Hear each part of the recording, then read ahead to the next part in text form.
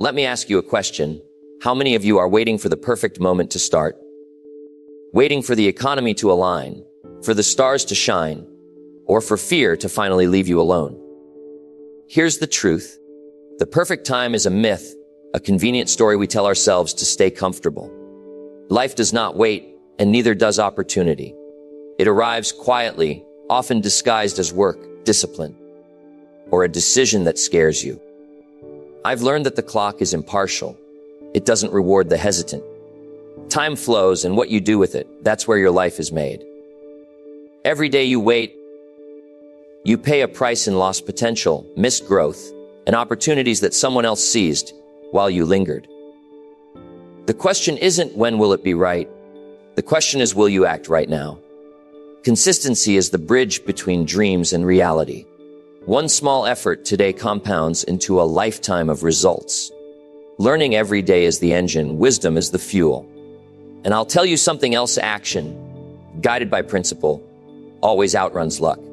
There's no secret formula hidden in the universe, only the disciplined application of effort, reflection, and adjustment. So stop waiting for permission from the world or from your circumstances. Stop hoping that fear will vanish. Begin now, build now, learn now, because the life you imagine doesn't arrive in a single perfect moment. It is created day by day, choice by choice, decision by decision. There's a dangerous illusion most people live with, the illusion of the right time. They say, when things calm down, I'll start my business. When I have more savings, I'll invest. When I feel ready, I'll take that step. But here's the truth. The right time doesn't exist. It's created the moment you decide. Life doesn't hand out permission slips for progress. It's not waiting for your comfort. It's waiting for your commitment. I learned this lesson early the hard way. There was a time I was waiting for the right idea, the right conditions, the right mood. But one day, I realized that every great thing I admired in others began the same way, not with perfect timing, but with imperfect courage.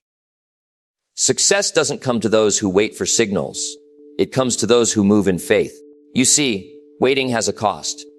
Every day you delay, you lose momentum, and momentum is the heartbeat of achievement. The successful act before they feel ready. They understand that the act of starting creates clarity. Most people think clarity leads to action, but it's the other way around. Action births clarity. That's how you separate the dreamers from the doers. Think of the farmer who wants a harvest. He doesn't say, when the wind is perfect, I'll plant. He plants anyway, even if the soil is hard, even if the sky is uncertain. Why?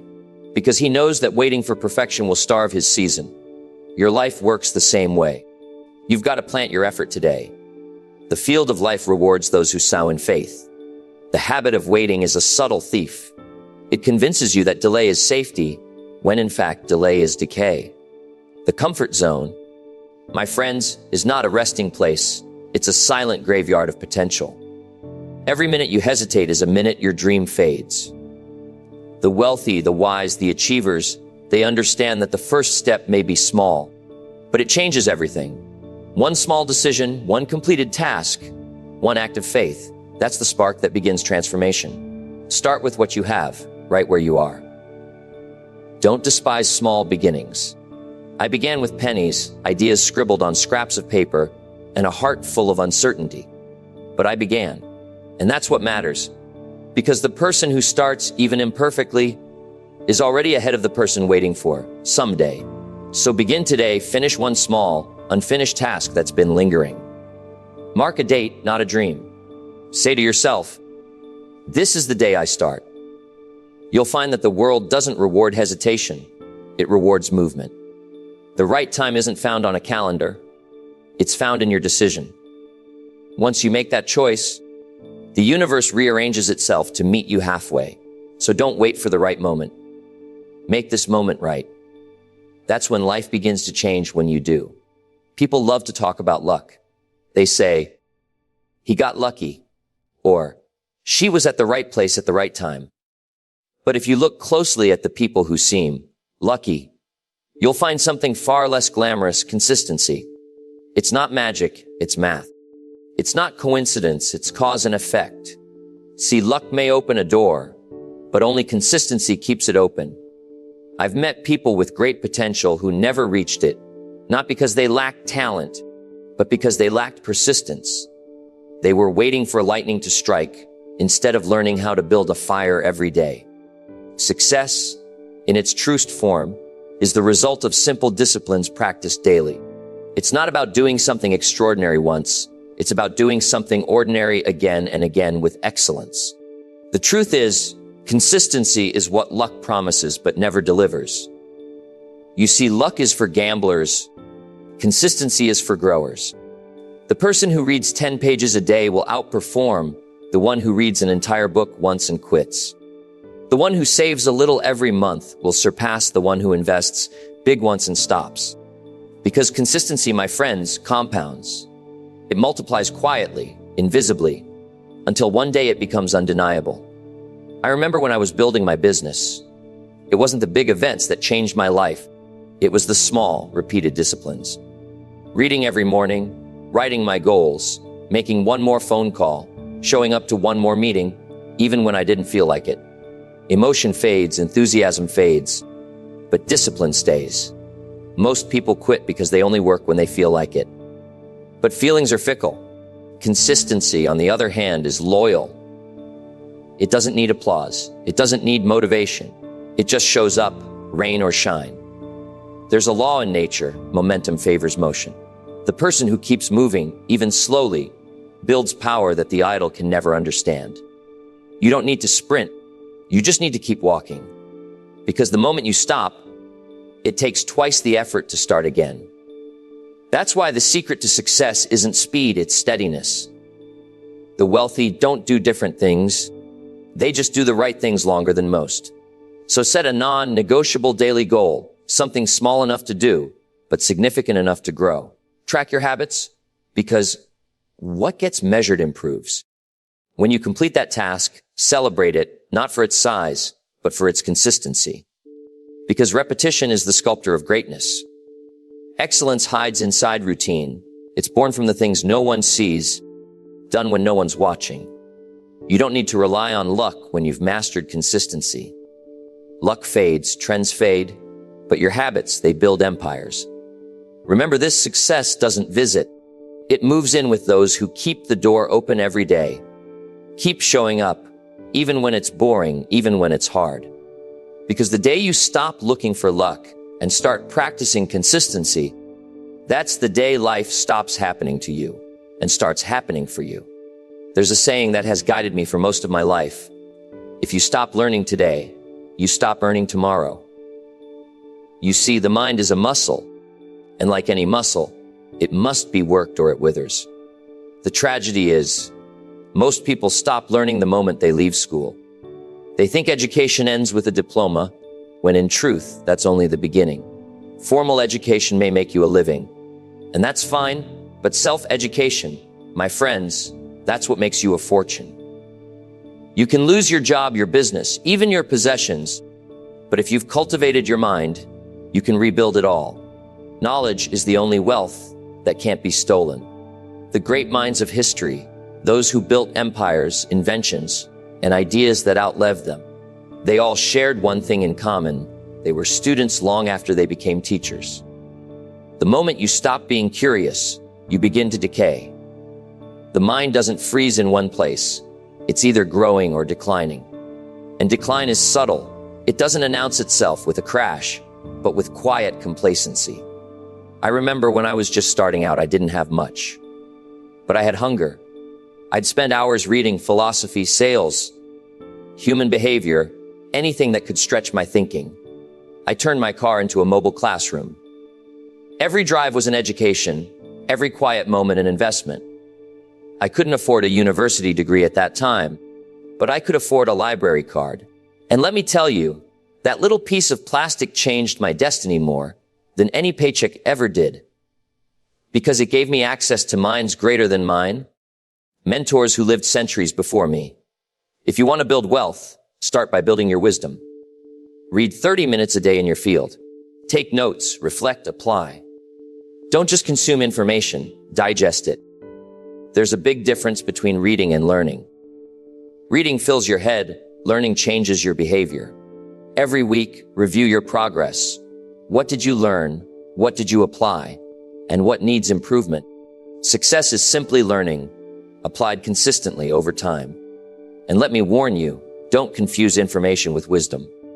The world is drowning in information, but starving for insight. Social media can give you a flood of noise, but rarely nourishment. Spend less time scrolling and more time studying. Wisdom comes from reflection, not reaction. The wealthy understand that learning isn't an activity, it's an identity. They feed their minds daily, the way others feed their bodies. They don't wait to find time. They make time, because they know that ignorance is far more expensive than education. So, make this your rule, learn something valuable every single day. Let your mornings begin with curiosity, and your evenings end with reflection. Because the mind you build will build the wealth you seek. Growth is never accidental, it's intentional. And those who keep learning don't just survive change, they create it. I've met many people who spend their entire lives wishing for success, hoping for that one lucky break, waiting for life to turn in their favor. But let me tell you a truth that changed everything for me. Wealth doesn't come to those who wish. It comes to those who prepare. You don't attract success by luck. You attract it by becoming a person worthy of it. The major key to your better future is not the economy, not politics, not your background, it's you. The moment I understood that, my life changed forever. When I was young, I used to hope things would get better. I'd say, I wish my boss would pay me more. I wish my circumstances would improve. But one day, someone told me, don't wish it were easier, wish you were better. And that hit me like a lightning bolt. Because it shifted the focus from the world outside to the world inside. The truth is, you can't control the economy, the market, or the weather, but you can control what kind of person you're becoming. And when you grow, your circumstances grow with you. Wealth follows wisdom, not wishing. The wealthy don't chase money, they chase value. They don't spend their energy trying to be noticed, they spend it trying to be useful. Because the marketplace doesn't pay for time, it pays for value. If you become more valuable through skill, discipline, and understanding, the world will line up to reward you. The secret is simple: work harder on yourself than you do on your job. Improve your thinking, refine your character, strengthen your skills, because your income will rarely exceed your level of personal development. I remember when I first started earning a decent living, I thought I had it figured out. But then I realized that without wisdom, money slips through your fingers as quickly as it comes. You see, the goal isn't just to earn money, it's to keep it, multiply it, and make it work for you. And that takes wisdom. So instead of chasing trends, I began studying principles, the timeless laws of wealth, discipline, patience, compounding, generosity. These are the foundations that last when the markets change. Spend less time chasing and more time creating. Don't ask, how can I make more money? Ask, how can I become more valuable? Because value attracts wealth the way fragrance attracts bees. Develop a skill so sharp that people can't ignore it. Build integrity so strong that trust follows you naturally. Be so disciplined that opportunity feels safe in your hands. Remember, success is something you attract by the person you become. So, focus less on fortune and more on formation. Instead of wishing for better circumstances, become the kind of person who handles great circumstances wisely. The day you stop waiting for wealth and start becoming the wealth, that's the day everything changes. Because when you grow wiser, richer days are inevitable. Wealth is not pursued, it's magnetized by the strength of your wisdom and the depth of your character. There's a strange habit most people fall into. They talk more about what's wrong than what they're doing to make it right. They gather in circles of complaint, trading stories of frustration, as if misery could build a bridge to success. But here's what I learned early on: complaining doesn't pay, creating does. The world doesn't reward those who can describe problems. It rewards those who solve them. You see, while others spend their energy explaining why something can't be done, a small group of people quietly go out and do it. I remember a season in my life when I was surrounded by people who loved to discuss how bad the economy was, how unfair the system seemed, how opportunities were shrinking. And for a while I joined in. It felt comfortable, even justified. But comfort kills growth. One day I realized that every minute spent complaining was a minute stolen from creation. So I made a decision. I would no longer participate in conversations that didn't move me forward. And that simple shift changed my entire direction. Because you can't build and blame at the same time. It's one or the other. Don't join the easy crowd. The easy crowd complains about the weather, the government, their boss, or their neighbor. The hard crowd builds despite all that. Go where expectations are high, where excuses don't survive. Growth doesn't come from comfort. It comes from pressure, from demand. If you hang around people who challenge you, you'll rise. But if you surround yourself with complainers, you'll shrink into their limitations. The disciplined make progress not because life is easier for them, but because they keep moving when motivation fades. They work when inspiration is gone, when results are invisible, when the applause is silent. That's where mastery begins, not when you feel great, but when you push through the dull days. It's easy to act when you're excited, but success is built by those who act when they're tired. So the next time you feel tempted to complain, pause and ask yourself, what can I create instead? Instead of discussing problems for an hour, spend that hour building a plan, making a call, learning a skill. Replace frustration with action, because progress is the best therapy for disappointment. I learned that you can't plant seeds in the soil of bitterness and expect a harvest of success. Complaining is expensive. It drains your time, your focus, and your energy.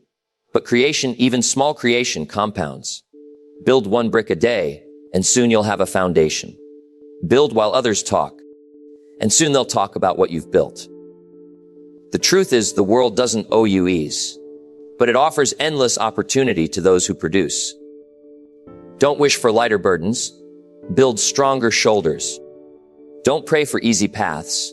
Grow wiser feet. While others argue about how hard it is, you'll be the one who kept building, and one day they'll call it luck.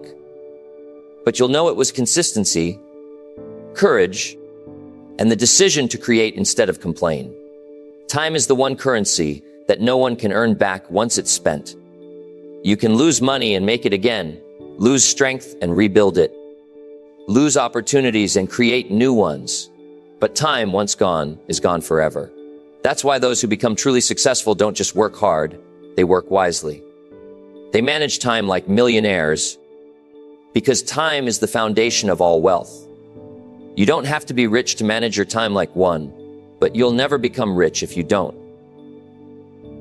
I remember when I was young and broke, I used to think the difference between me and the wealthy was opportunity. But later I discovered the real difference was in how we treated time. The wealthy guard their hours like treasure. The average person spends them like pocket change. Successful people plan their days with intention, while most people drift through them by reaction. You've got to learn to run the day, or the day will run you, and it never runs cheap. If you want to change your income, change how you use your hours. Plan your day the night before. Don't wake up and decide on the spot what you'll do, because if you start your morning unplanned, the world will decide for you. You'll find yourself reacting to everyone else's needs, messages, and emergencies. The urgent will rob the important. A few moments of planning creates direction. Without it, you drift. And no one ever drifted their way to success. You've also got to eliminate what doesn't move you forward. Not everything that fills your schedule feeds your future. Many people are busy but broke, active but unproductive. They mistake motion for progress. The key is not to do more things. It's to do the right things longer. If a task doesn't serve your goals, it's a distraction disguised as productivity. Learn to say no. Protect your time like a valuable investment, because that's exactly what it is. And measure your success not by how long you worked, but by how much you progressed in that time. I've seen people work 12 hours and achieve less than someone who worked 3. The difference wasn't effort, it was focus.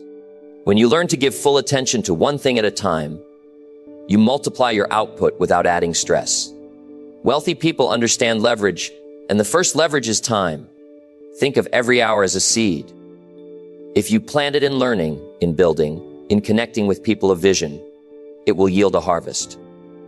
But if you plant it in distraction, in gossip, in procrastination, you'll reap regret. The harvest of your future depends entirely on how you spend your hours today. So don't wish for more time, wish for more focus. Don't say, I don't have time. Say, I haven't made it.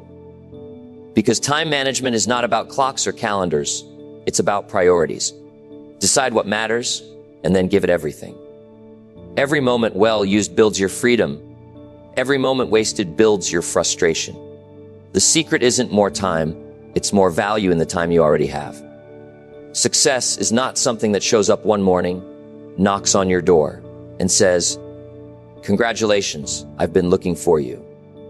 No, success is something you build.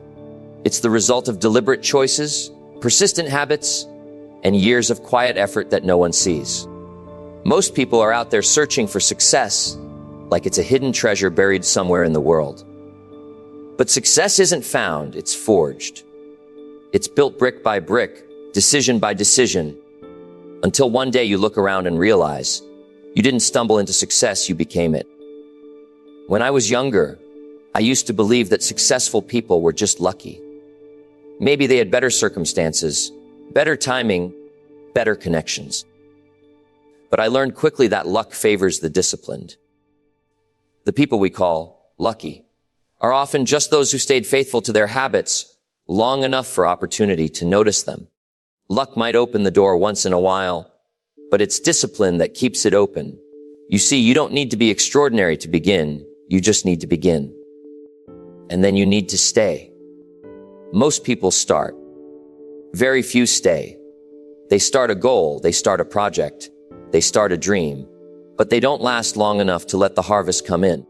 The soil of success only rewards those who keep watering it after the excitement fades. Consistency, not intensity, wins in the long run. If you can show up every day, even when you don't feel like it, even when it's boring, even when no one's clapping, you are already doing what 90% of people won't. Another secret to building success is learning to keep promises to yourself. Every time you do what you said you would do, even in small things, you strengthen your self-respect.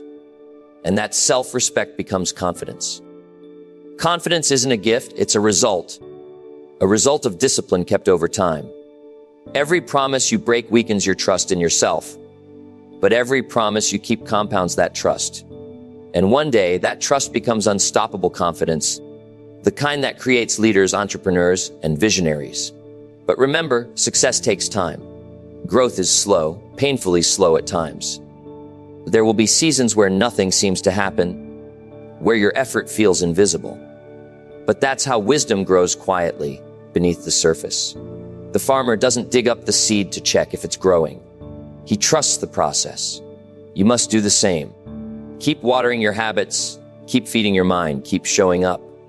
The harvest doesn't come to those who work once, it comes to those who work until. Success is built, not found. It's not in the lottery ticket, the perfect opportunity, or the quick win. It's in your daily decisions, the small disciplines, the quiet persistence, the faith to keep going when no one's watching. The truth is, success is not a place you reach. It's a person you become. And once you become that person, success can't help but find you. Before you ever build a portfolio, you must first build a philosophy. You see, money is only a mirror. It reflects what's already happening inside you. If your inner world is full of confusion, fear, and limitation, no amount of money will fix that. In fact, it will only magnify it. You can't out-earn your mindset. The foundation of all wealth isn't in the bank, it's in the mind. That's why some people can lose everything and rebuild it all again, because they didn't lose their philosophy. Their outer world collapsed, but their inner architecture stood strong. I once knew a man who made a small fortune, but he had a poor philosophy about money. He believed wealth was evil, that success made people arrogant, that if he earned more, he'd lose his humility. That belief quietly sabotaged him. Every time he started to succeed, he'd unconsciously find ways to lose it. Bad investments, unnecessary spending, poor partnerships. It wasn't the market that made him broke. It was his philosophy. Until he changed how he thought, he kept returning to the same financial reality. The problem wasn't in his portfolio. It was in his perspective. If you want to change your financial future, you must first change the story you tell yourself about money. Most people say, "I can't afford it." But that phrase shuts the door on creativity. The wealthy ask, "How can I afford it?" That question opens the mind, engages the imagination, and invites solutions. It shifts your posture from victim to creator.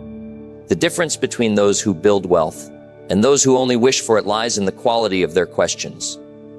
Poor questions create poor answers. Ask bigger, better questions, and you'll get bigger, better results. Before you invest a single dollar, invest time in studying principles. Learn how money works, not just how to earn it, but how to manage it, multiply it, and protect it. Study the laws of value, compounding, and delayed gratification. Read books that stretch your understanding of economics, psychology, and behavior. Because wealth isn't just arithmetic, it's attitude. The person with the right mindset can turn a small opportunity into a fortune. But the one without it can turn a fortune into dust. It's never about how much you have. It's about how much you understand. The best investment you can ever make isn't in the market, but in your philosophy. Because once your thinking expands, it never goes back. When you upgrade your beliefs, your actions upgrade automatically. And soon, your results follow. So before you chase returns, build roots. Before you study stocks, study yourself. And before you invest in your portfolio, invest in your philosophy. For wealth doesn't begin with money. It begins with the mind that knows what to do with it. Confidence isn't something you find. It's something you forge. It's not hiding in a motivational quote or waiting for someone to hand it to you. True confidence grows from competence, from knowing deep down that you can rely on yourself because you've done the work, built the skill, and earned the right to stand tall. Most people wait for confidence before they act. But the truth is, you gain confidence through action. You don't need less fear, you need more skill. When you become good at what you do, your hands stop shaking, not because the world got easier, but because you got stronger. I remember when I first started speaking to small groups, I wasn't confident. I stumbled over my words, lost my thoughts, and watched more faces yawn than nod. I didn't wish for an easier audience. I went back and worked on myself. I studied communication. I practiced my delivery. I learned the rhythm of language, the tone of persuasion, the timing of humor. And somewhere along the way, fear left the room. Not because it wasn't there, but because it realized it couldn't compete with preparation. Skill silences insecurity. Every hour of practice was a deposit in my confidence account, and one day the balance started to pay dividends. People say, "I want to feel confident before I start." But that's backward. You start so you can feel confident. You gain courage by proving to yourself that you can do difficult things. Every skill you build adds a layer of self-trust, and self-trust is the foundation of confidence. When you become good at solving problems, problems stop scaring you. You stop seeing them as threats and start seeing them as opportunities for growth. That's why I always tell people, don't wish for fewer problems, wish for more skills. Skills are the weapons that protect your confidence in an uncertain world. When the economy shifts, when markets crash, when circumstances change, those who've built confidence don't panic. They pivot. Because they know something valuable. Skills are portable wealth. You can lose everything material and still rebuild if you've mastered something meaningful. If you want to grow your confidence, pick one skill and master it. Don't dabble, commit. Learn until what once intimidated you becomes second nature. Practice until you can't get it wrong. And then teach it. Teaching forces you to understand your craft at a deeper level. It refines your edges and strengthens your foundation. Confidence isn't arrogance. It's quiet assurance built from evidence. The more competent you become, the calmer you'll feel in chaos. And that calm, earned, not inherited, will become your greatest advantage. Because when you can trust yourself to handle whatever comes, the world no longer feels uncertain. It feels conquerable. Success is not just about reaching goals. It's about the person you become along the journey. Far too many people chase achievements as if they were the end of the story, the new car, the bigger house, the next promotion. But here's the truth: success achieved without growth is short-lived. You may reach the top of the mountain, but if you haven't strengthened your character on the climb, you won't stay there long. Real success is not measured by what you get, but by what you become. When I was a young man, I thought wealth was all about accumulation. More money, more possessions, more recognition. But I soon realized that true wealth is internal before it's external. You can't sustain external success with an undeveloped internal foundation. I remember a season in my life when the results slowed down. I wasn't achieving as much as I wanted. My income plateaued. My influence seemed stuck. But then I asked myself a question that changed everything. Am I still growing? Because if you're growing, you're never really losing. Growth is the invisible progress that prepares you for visible results. You see, the mistake most people make is measuring success only by milestones. They ask, did I hit my goal? Instead of asking, did I grow while pursuing it? But the wealthy, the truly fulfilled, understand that growth is the goal. Achievements are just the evidence of who you've become. A person who earns $1 million without growing in discipline, focus, and leadership will lose it. But the person who develops those qualities, even without the million, will inevitably attract it. That's why every week, you must take time to measure your growth. Ask yourself, am I becoming stronger? Am I thinking clearer? Am I managing my emotions better? Am I more consistent than last week? These questions help you see progress that your bank account or achievements can't reveal. And when you start tracking growth instead of just goals, something powerful happens. You begin to enjoy the process. You stop living in frustration because you realize progress is being made even when the prize isn't yet visible. Celebrate your inner victories, the moments you chose patience over anger, discipline over distraction, gratitude over complaint. Those are the invisible wins that shape your destiny. The world may not see them, but your future will reward them. And don't rush the process. Growth takes time, but every small improvement compounds into transformation. So as you pursue your dreams, remember this: the trophy rusts, the applause fades, but who you become lasts forever. Let your success be measured, not by the size of your achievements, but by the strength of your character. Because in the end, it's not about getting more from life. It's about becoming more in life.